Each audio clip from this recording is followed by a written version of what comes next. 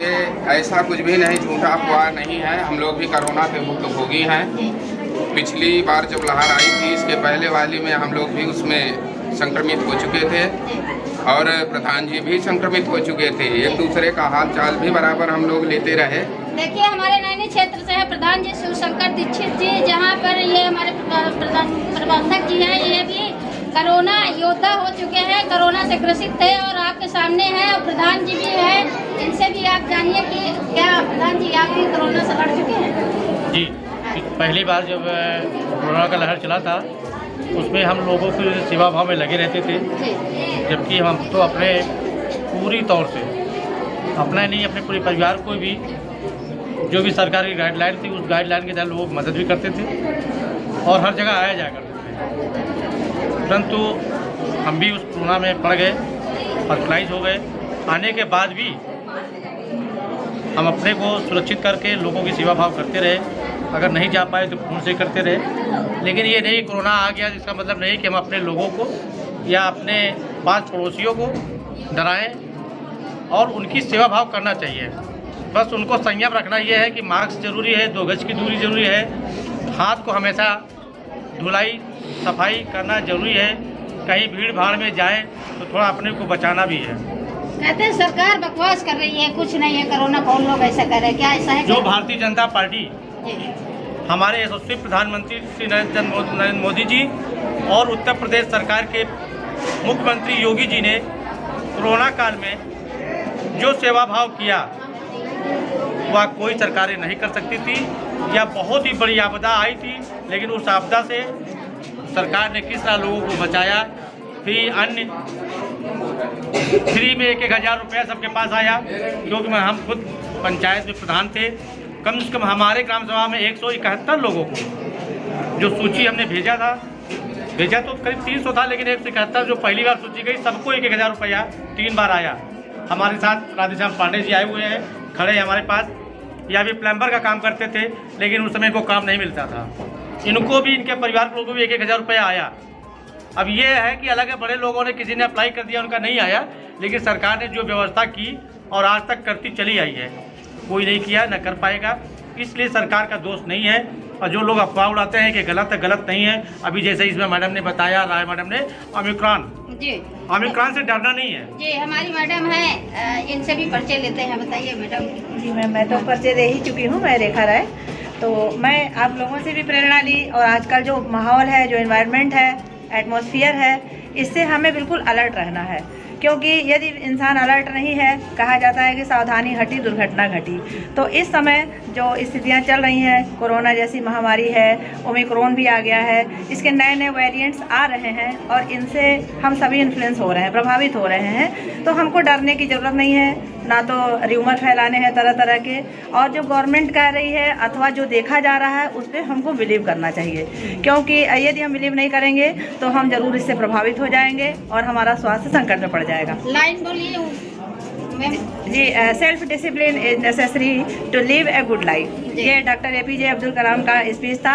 मुझे बहुत अच्छा लगा और मेरे लिए इंस्पायरेशन भी थी, इसलिए मैंने इसको लर्न कर लिया बाय हार्ट। इसलिए मैं कभी भी किसी भी समस्या में फंसती हूँ तो वो लाइनें, वो पंक्तियाँ मुझे ज़रूर याद आती हैं। कोरोना से डर नहीं लगता आपको? बिल्कुल नहीं डर लगता, डरने की आवश्यकता भी नहीं है। मुझको अलर्ट रहने की, हम सभी को अलर्ट रहने की आवश्यकता है। डरने की ज़रूरत नहीं है, सतर्कता होनी चाहिए, हमें सारी गाइडलाइंस मालूम होनी चाहिए और उनको हमें फॉलो भी करना चाहिए। जी। देखिए, इनसे भी जानते हैं। मैम है हमारी, क्या परिचय क्या है उनका? मेरा नाम वंदना सोनी है और मैं विद्यालय में सांस्कृतिक कार्यक्रम कराती हूँ, लेकिन 2 साल से इस बीमारी ने इतना तोड़ दिया है कि बच्चे उत्साह तो बहुत है लेकिन करा नहीं पा रहे हैं कुछ। इसलिए जो गाइडलाइंस हमारे सरकार ने दिया है, हमें उन नियमों का जरूर पालन करना चाहिए, क्योंकि हम लोग भी उस ग्रसित रूपों को देख चुके हैं। सरकार ने तो सांस्कृतिक कार्यक्रम को जो रोक भी दिया है कि हाँ, तो मैम नहीं हो पा रहा है, इसीलिए थोड़ा सा भी ध्वजारोहण कार्यक्रम इसलिए किया गया कि बच्चों को पता होना चाहिए कि हमारा गणतंत्र दिवस, स्वतंत्रता दिवस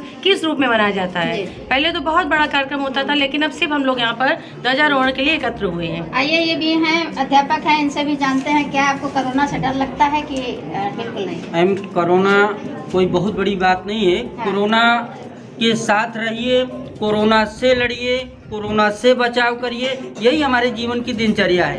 कोरोना कोई बहुत बड़ी चीज़ नहीं है।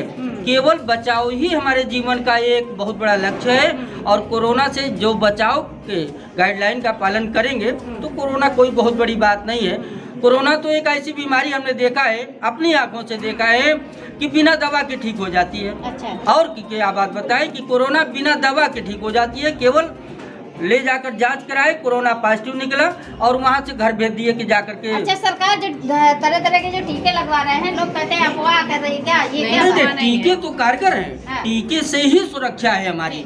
बाकी ये जो सरकारी अस्पतालों में ये जो डॉक्टर देख करके घर भेज दे रहे हैं, क्वारंटाइन हो जाइए कि 15 दिन 14 दिन 21 दिन के लिए, उससे कोई अंतर नहीं पड़ता है। ये बिना दवाई के ठीक हो जा रहे हैं। ऐसी कौन सी बीमारी आज तक इंडिया के अंदर उत्पन्न हुई जो बिना दवा के ठीक हो जा रही है?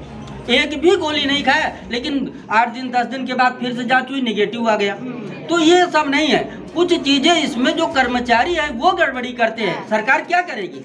सरकार तो इतना पैसा खर्च कर रही है।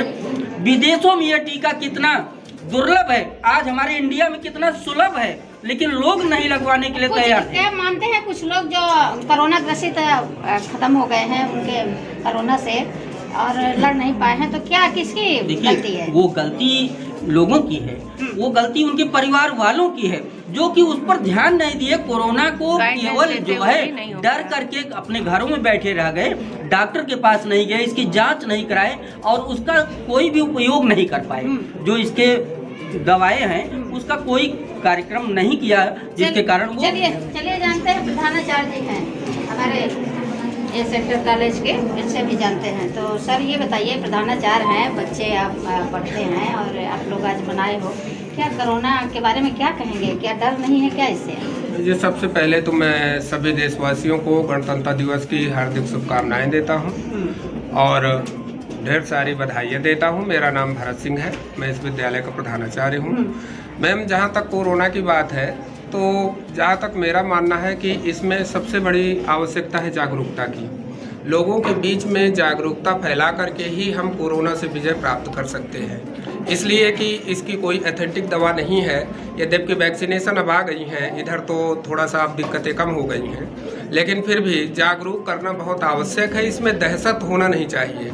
और हम तो आपके चैनल के माध्यम से ये भी कहना चाहेंगे कि जो थोड़ी सी परिस्थितियों में विद्यालय इत्यादि को बंद कर देते हैं, गवर्नमेंट को चाहिए कि ऐसा ना करे, बल्कि अल्टरनेट करके या 50% बच्चों को बुला करके और ये शिक्षण कार्य जारी रखा जाए। इससे बच्चों में किसी तरह का दहशत नहीं फैलता है और हम लोग बराबर बच्चों को गाइडलाइन भी देते रहते हैं, जिससे बच्चे जागरूक भी होते हैं। तो यदि विद्यालय अचानक बंद हो जाते हैं तो उससे अभिभावकों में और बच्चों में एक बहुत बड़ा दहशत का माहौल हो जाता है, जो कि नहीं होना चाहिए। और यदि वो सामान्य स्थितियों में रह करके और नहीं पूरे बच्चे तो 50% यदि आ रहे हैं तो बच्चों की पढ़ाई भी जारी रहेगी और धीरे धीरे उनका कोरोना से भय भी खत्म हो जाएगा। क्योंकि हमें जहाँ तक मैं सोचता हूँ कि आधी बीमारी तो दहशत की है। यदि हमारे अंदर किसी तरह का इस तरह का दहशत ना हो कोरोना के प्रति, तो हमारा इम्यून सिस्टम अब इस समय जो ओमिक्रॉन टाइप का वायरस है इससे लड़ने में पूर्ण सक्षम है। वैक्सीनेशन भी आ गई है और हम आपके चैनल के माध्यम से बताना चाहेंगे कि हमारे विद्यालय में 15 साल से 18 साल के संपूर्ण बच्चों का वैक्सीनेशन भी हो गया है। तो इसलिए अब इसमें कोई बहुत गंभीरता वाली बात नहीं। आपके कॉलेज में सारे बच्चों का वैक्सीनेशन? जी, 15 से 18 साल के सभी बच्चों को वैक्सीनेशन हो गया। चलिए, बड़ी अच्छी बात है कि ज्ञान भारती इंटर कॉलेज में प्रधानाचार्य से मिलकर के ये पता लगा कि इन्होंने सरकार के गाइडलाइंस को, सरकार के दी हुई टीकाकरण को, अपने सारे बच्चों को टीकाकरण करा चुके हैं। ये तो बहुत सुंदर बात है। आप देख ही रहे हैं कि किस प्रकार से इन्होंने जैसे कहा कि यदि हम पुरानी परंपरा को भूल जाएंगे तो हमारे बच्चे जो हैं उनको क्या याद रहेगा कि हमारे देश आज़ाद होने में किसकी अहम भूमिका थी, किसने अपने प्राणों को त्यागे थे, जब आज हम लोग अंग्रेजों से आज़ाद होकर के सुरक्षित है। धन्यवाद। यहीं से इस बाइनों से प्रिया मिश्रा। हमारे उन अमर शहीदों को हल्दी, चंदन, रोली एवं पुष्प अर्पण करते हुए दीप प्रज्वलित का कार्यक्रम करेंगे। तो देखिए, आज वास्तव में यह गणतंत्र दिवस जो हमें यह संदेश देता है कि हमें हमारे बीच जो अमर शहीद गुजर चुके हैं, आज उनकी क्रियाशैली को कहीं हम भूल तो नहीं रहे। हमारे बीच विद्यालय के अनुशासन प्रिय प्रधानाचार्य जी का भी पदार्पण हो चुका है और हम चाहते हैं कि वो अभी आकर के अमर शहीदों को माल्यार्पण कर कार्यक्रम को आगे बढ़ाएं।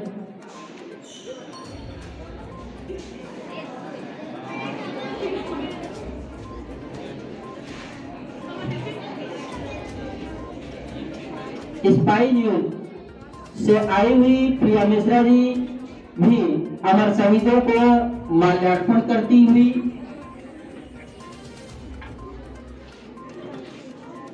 इसी बीच में विद्या की अधिष्ठात्री देवी मां सरस्वती भी उपस्थित है। विद्यालय विद्या का मंदिर होता है और उस मां से हम विद्या बुद्धि बल की कामना करते हुए दीप प्रज्वलित विद्या की अधिष्ठात्री देवी सरस्वती को प्रिया मिश्रा जी के द्वारा दीप प्रज्वलित और अमर शहीदों को भी दीप प्रज्वलित। आज सच्ची श्रद्धांजलि यही है कि हम उन्हें मन से याद करें, मन से माने और उनके बताए रास्ते पर चले। यह सच्ची श्रद्धांजलि है। ये केवल थोड़े से पुष्प अर्पित कर देने से सच्ची श्रद्धांजलि नहीं होती है। आज आकाश मार्ग में बैठकर ये देवगण और हमारे अमर शहीद हुए